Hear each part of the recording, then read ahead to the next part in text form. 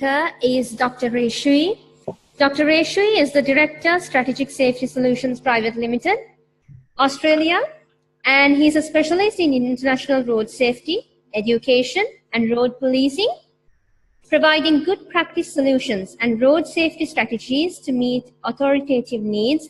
He has 41 years policing experience and is a former Assistant Commissioner and Acting Deputy Commissioner in Victoria, Australia.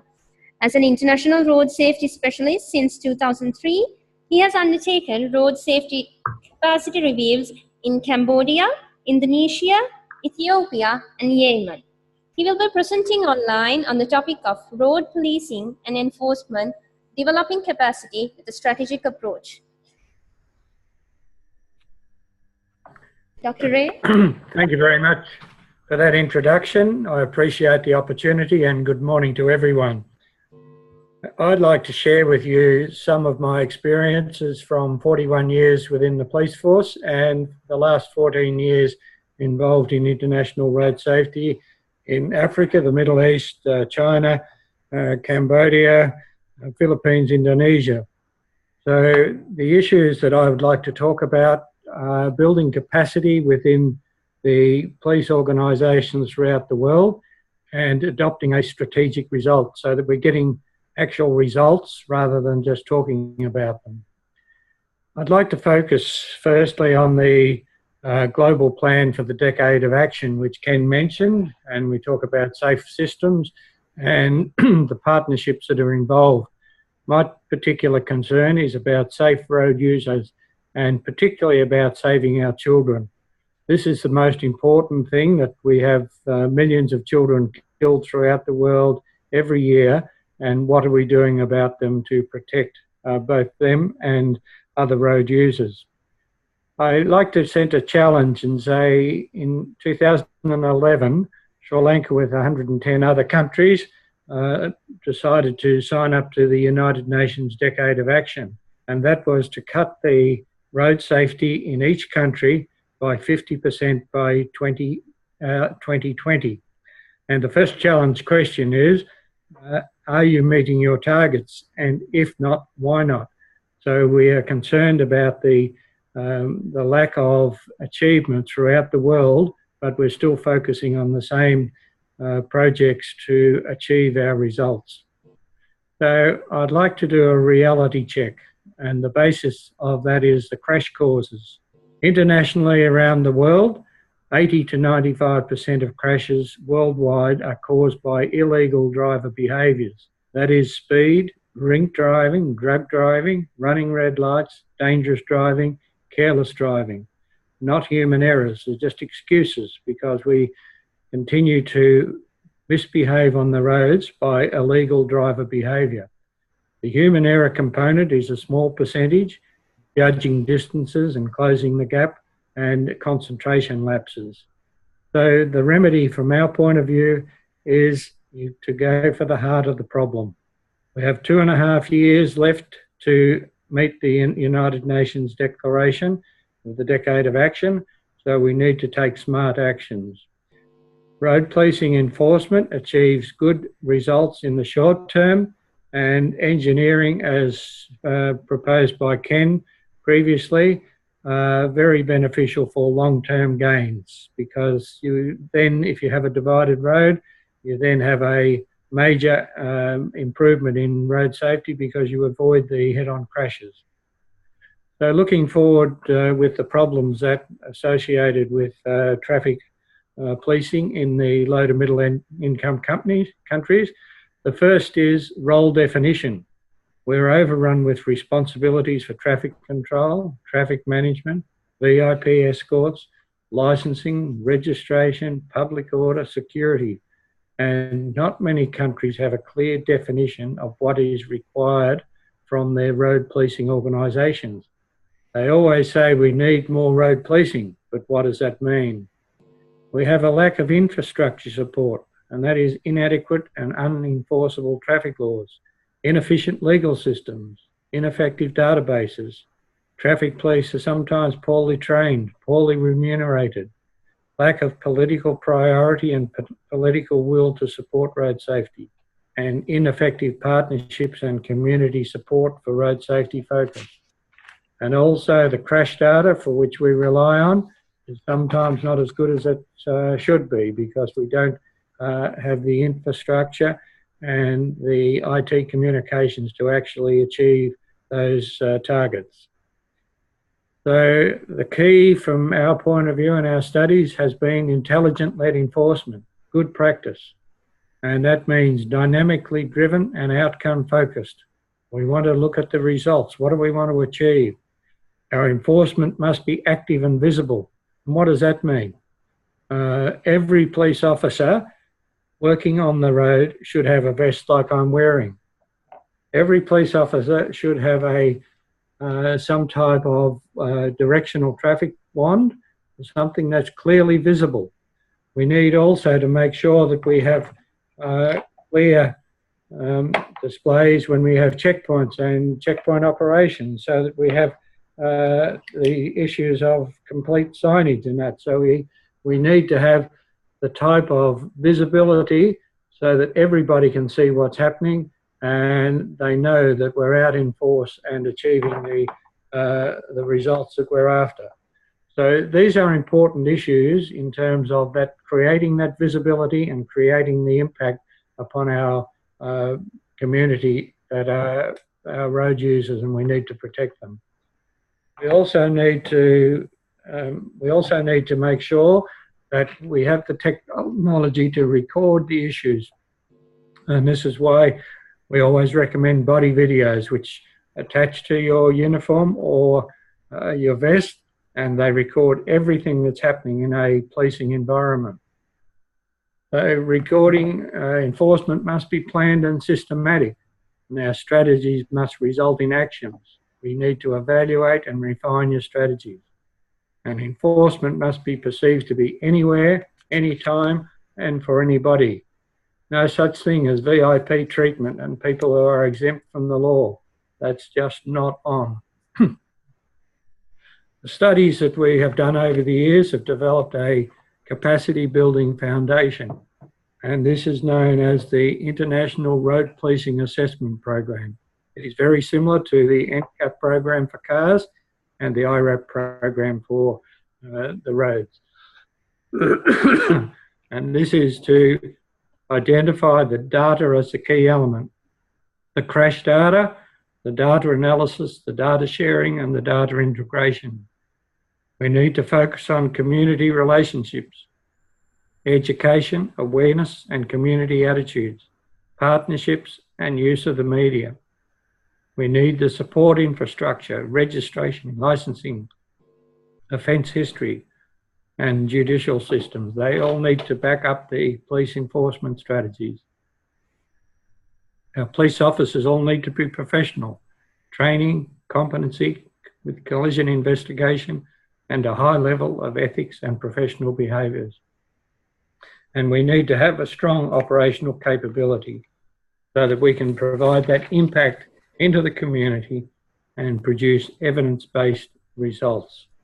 These 5 elements are critical, and they need to be recorded and have as pathways to continuous improvement, because it's all about learning. We all learn from one country to another, and it doesn't matter the quality of the country that you're looking at.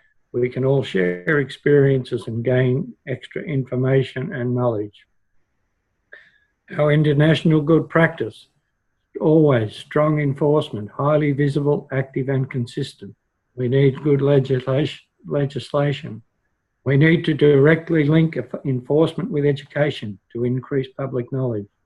We need sustained publicity campaigns to increase awareness and capacity building in law enforcement, to strengthen our knowledge and to increase resources.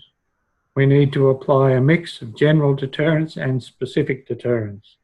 And we need to apply the overt and covert aspects and never be predictable in where our enforcement is going to be. Our focus must always be on the high-risk driver behaviours, and they will be different for each country. But we look at drink driving, speeding, overloading, unsafe overtaking, distractions, fatigue and stress, and no seat belts and no helmets. We look at those as key elements to work on as our strategic focus. The education and enforcement is in critical need to be developed in tandem with each other. One will not work without the other. We need the basis of highly visible and active police operations, repeated often, fair and consistent, well publicised, both random and specific operations. We need to deter offenders and stringent penalties for high-risk behaviour. We know that you cannot catch everybody. You can't catch every drink driver. You can't catch every speeder. So it's a pointless exercise trying to catch them all. We need to have strategies that work on the community as a whole. We do this by education. And firstly, the foundation. You need an effective driver education and licensing system that Craig will talk about after me. You need community education forums. You need a strong media, social media, billboards, and education for the community. You need to publicise your laws, on-road signage and warnings, and of course schools, colleges and universities are critical towards getting your message across to the whole community. The road policing strategy needs to be evaluated, and how do we do it? We do it by monitoring and evaluating the key issues. That is, how effective are we? How efficient are we in our operations? What are we achieving with the sustainability? How are we going to make sure that we can sustain these operations? Because it's all very well to do a blitz on any particular problem, but it's very difficult to sustain those operations. And we need to focus on outcomes. If you don't focus on what you want to achieve, you will never hit the target. Most of all, we need safety for our officers, a safety plan, security plan, and only 100% safety is acceptable. This is for the police, for the public, and the offenders. And how do we check? How do we evaluate? We undertake audits. We check on projects, progress, and we look at our benchmarking criteria so that we're in a state of continuous improvement.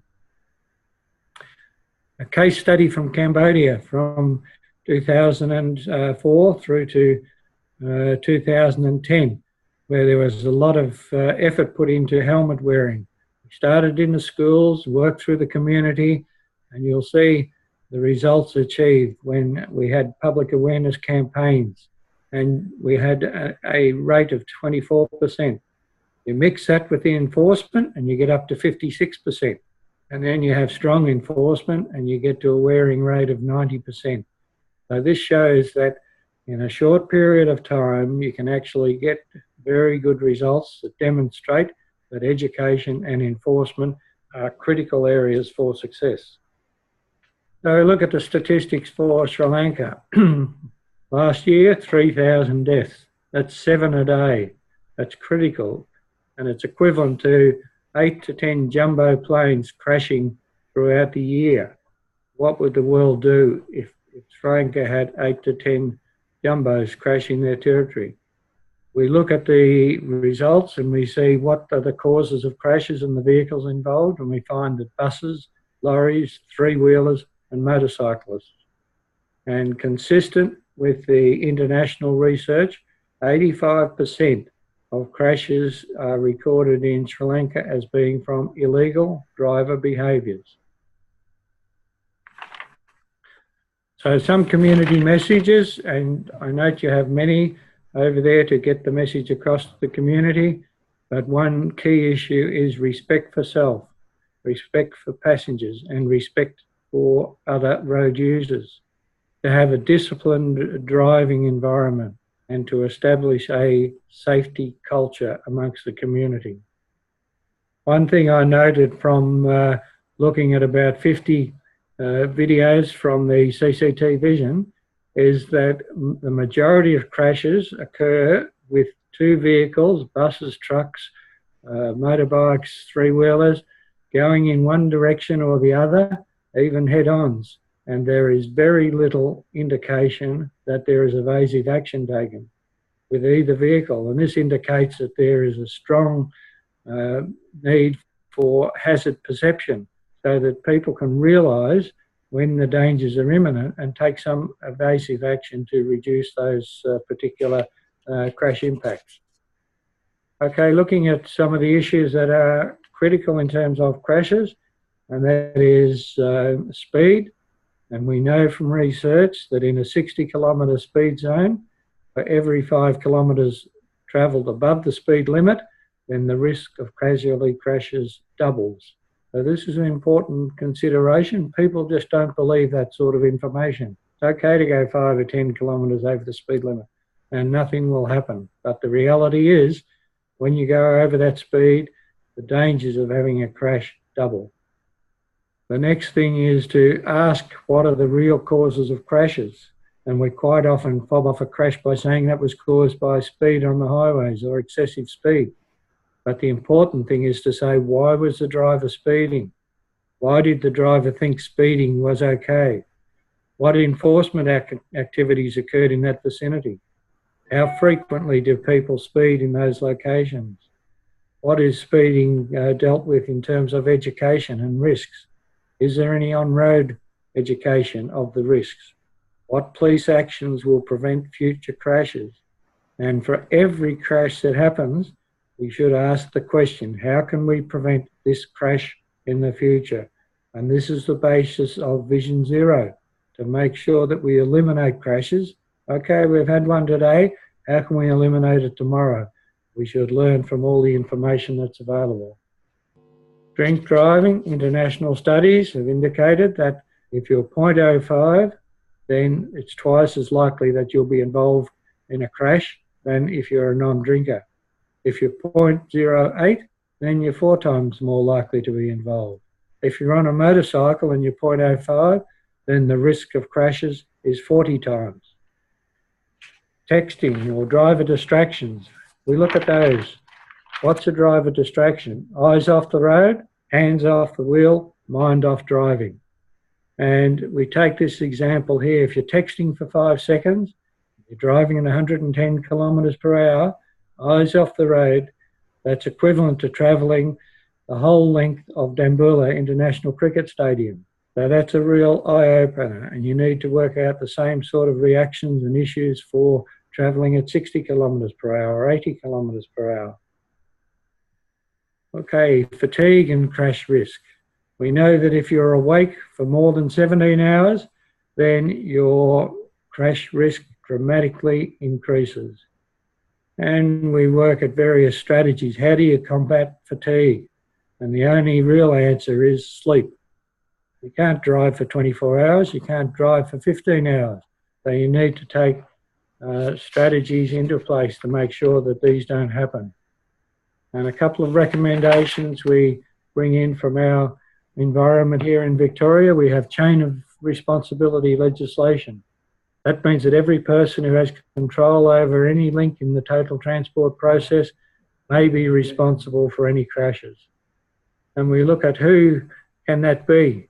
So we work out that could be the sender, it could be the packers, the loaders, the receivers, the drivers. Most importantly, the operators, the employers and the bosses who demand that trucks and buses meet stringent timetables. Sometimes they're not possible to achieve that distance or not possible to achieve the timeframes. So if they are forcing the drivers to continue to drive and they drive at speed, then who's responsible for the crashes?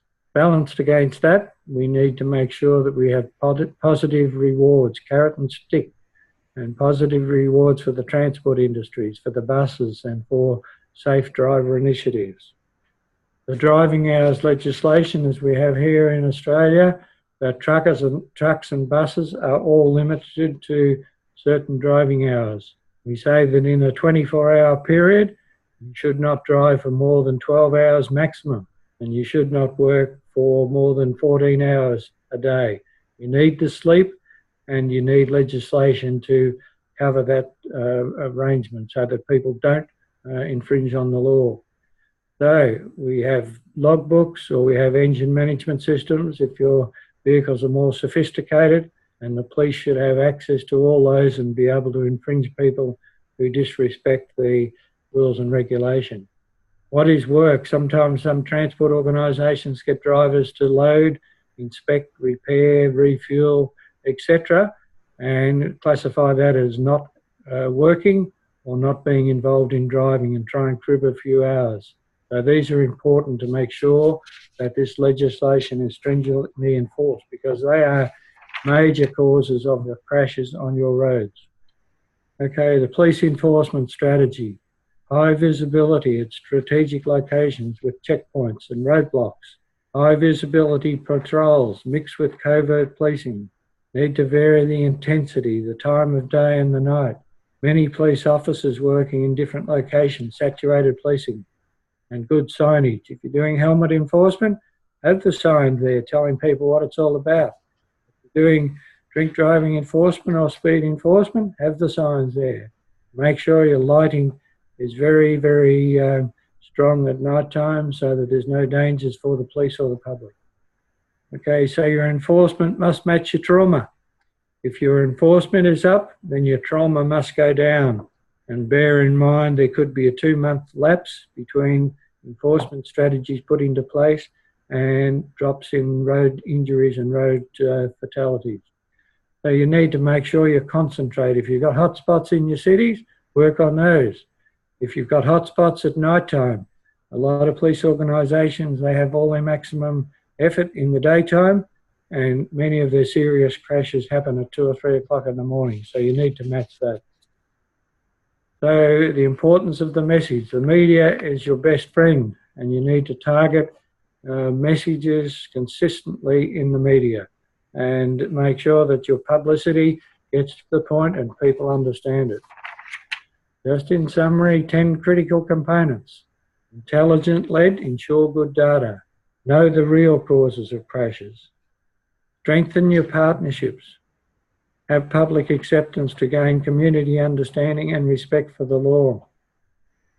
Make sure that your infrastructure is strong. Make sure that you have high visibility patrols and checkpoint enforcement, high effectiveness and efficiency rating. Planning, you need to strengthen your strategic and operational planning. Training infrastructure, knowledge and professionalism. Train the trainer programs are very effective and efficient in dealing with the knowledge transfer amongst your police members. Media needs to be made a very effective use by the police. That should be your best friend, the media. And the other issues, to use resources wisely. Every police organisation in the world doesn't have enough police to do their required jobs.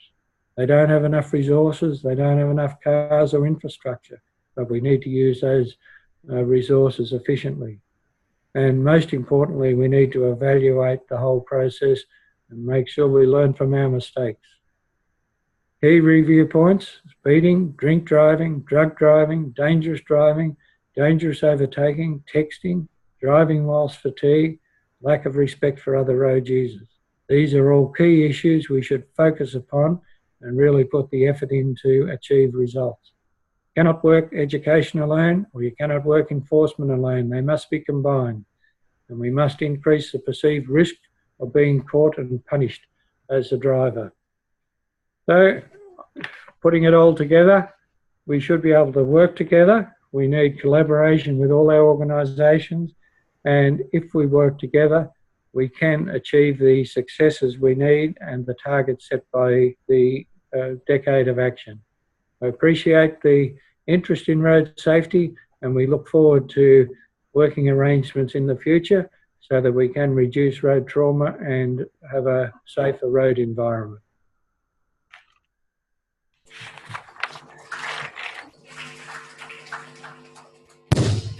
Thank you, sir.